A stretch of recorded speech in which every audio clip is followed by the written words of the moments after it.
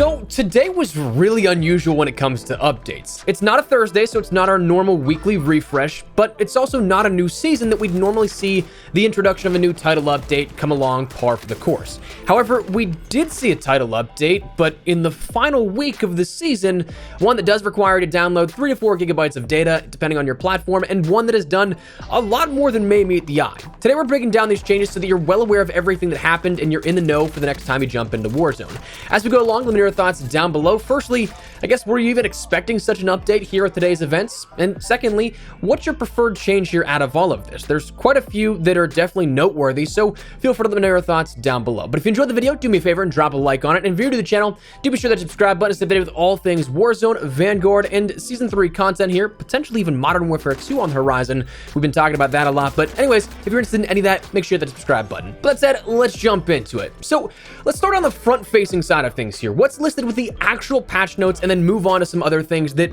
may not necessarily be on those notes, but are definitely noteworthy that you may notice if you go in-game. Again, some of those sort of hidden secret changes, stuff that isn't mentioned officially. The first and perhaps biggest part here of this update notes is the final integration of events from Vanguard Royale into the public Battle Royale setting. If you guys don't recall, that of course was 2 separate game modes, 2 separate playlists with entirely different rules of engagements, if you want to call it that, where some of the fundamentals did in fact change from mode to mode, even though they're played on the same map. So that's something that with this, they ended up adding restock, cash drops, heavy weapons drops, and resurgence events into the public Battle Royale segment now. So that's something you can see on random occasions. They're not always guaranteed, but they will be happening at points during the game. Now, the other thing that is a really big one here with this is the loadout drop event was actually changed for the first free loadout you can end up getting. Now, it's not necessarily in the sense of the initial introduction of Vanguard Royale, where you could not buy a loadout before the loadout event happened. You can still do that if you end up finding cash immediately, but you're actually going to have this loadout drop happen much quicker now. Having jumped into some games, seeing a lot of other people play it as well, having like 3 to 4 to 5 streams open to try and catch these events happening all at once to just kind of validate what we find here, it seems like the free loadout drop now happens around the 5 to 10 second mark remaining before the circle starts closing. So while the initial circle is revealed, but the entire map is still playable.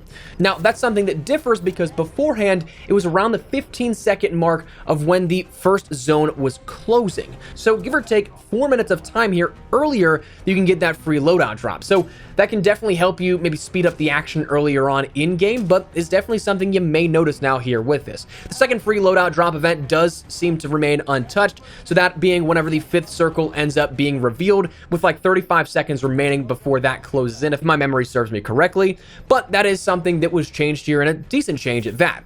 Now, there also are now guaranteed events here within each Battle Royale match. The infill sequence will have either a heavy weapons crate or a plunder crate being added in to incentivize landing in different locations, because then legendary loot will be in play from the very beginning of the match. And then also in the 4th circle, restock and fire sales, one of those 2 is now also guaranteed here with this.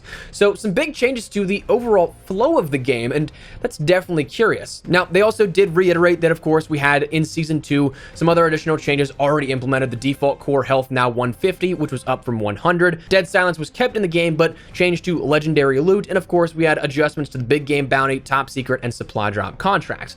Now, outside of that, what's listed in the patch notes come down to just a few different bug fixes. One of the most prominent being the buy station bug, where it sort of resets where your scroll is, even though you already passed up that initial entry point. So that's something that was there. The wall blueprint, something for that Vanguard riot shield as the Easter egg reward from Rebirth Island, and that Rebirth Resurgence event, that was fixed out as well, among other things. And then honestly, the only other thing that they really mentioned here with this was the inclusion of Snoop Dogg as an operator here in Vanguard, in Warzone as his own standalone operator, but that bundle being introduced within the shop here today. For that, for 2,400 COD points, $20 equivalent here, you're gonna be getting Snoop Dogg as an operator, the Bong Ripper, sniper rifle, the West Coast Bling Cooper, and the Shiznit MP40, along with a couple of other things in terms of cosmetics, like an emblem, intro, highlight sequence for Vanguard, finishing move, charm, and spray as well.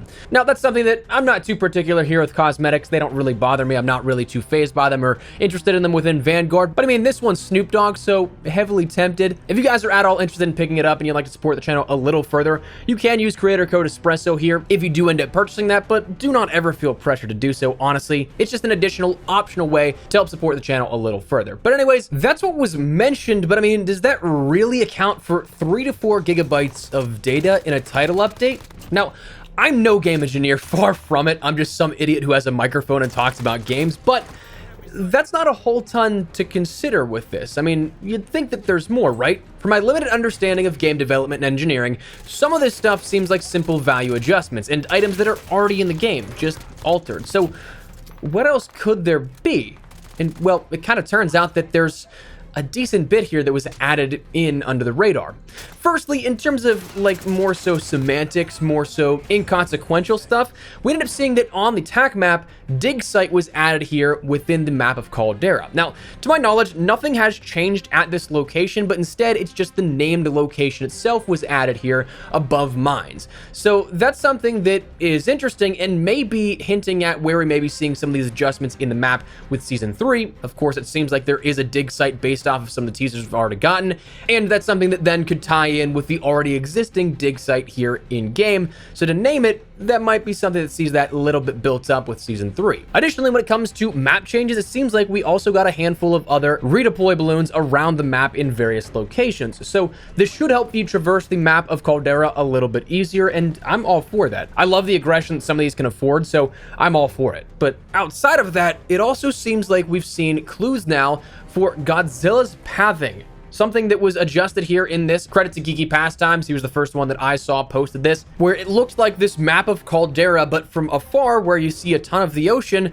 there's now dots in a sort of zigzagging line here leading up to Caldera. Not quite there, but leading up to it. Now, it seems like other people are pointing out that this actually wasn't something that was there beforehand on this exact map. So that seems like, again, based off the marketing we've already seen teased, that this does indeed look to be a hint towards Godzilla with Season 3. So again, another interesting under the radar change. However, probably the biggest one here that has the most implications that people will want to jump to conclusions with, and rightfully so, it is exciting to see here with this, but may actually have a more logical explanation, is that we saw assets for Verdansk reintroduced here in the game files for Warzone and Modern Warfare.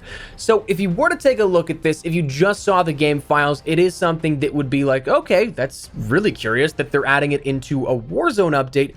But then you have to consider that Warzone is running on Modern Warfare 2019's exe or application file. So anything that's added to Modern Warfare as a whole also could be found in this giant pool of assets for Warzone as well. Now with this, it is something that added locations from Verdansk, Ground War, and everything into private matches of multiplayer for Modern Warfare. Now this is definitely something that's very curious, and I've seen a lot of people say, oh, this might actually be how Verdansk comes back. And that is something that was officially detailed, actually, Verdansk coming back sometime next year. We're going to detail that, I think, all in full as of tomorrow. I think it's scheduled off the top of my head. With today's update video that we're talking about now, it kind of messed up the scheduling in terms of when everything is supposed to go live for what I've already completed for the week's videos. But if we're being realistic, though, I think that's quite possible this is being added in to allow for Spec Ops private match play, since matchmaking had an incredibly low population already, given the mode wasn't a hit during Modern Warfare's main year of support.